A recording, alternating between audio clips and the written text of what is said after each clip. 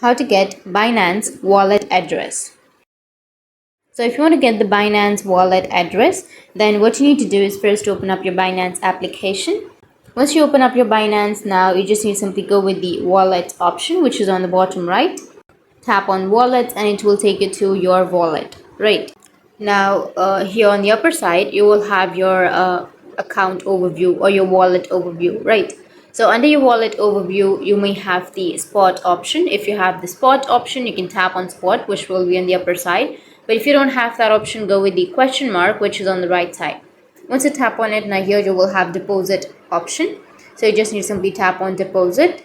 Once you tap on deposit, now you will have the search option. So you just need to simply search for BTC. Once you've searched, you will get the Bitcoin. Tap on it, and from here you need to select the correct network. So ensure that you're not using any other networks to avoid any issues with receiving your deposits. So in my case, I'll be choosing Bitcoin. Once you tap on it, now here you will have your Bitcoin and your deposit address.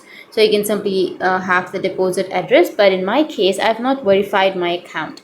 But if you verified your account, then you will get your network and your QR code and your deposit address, everything.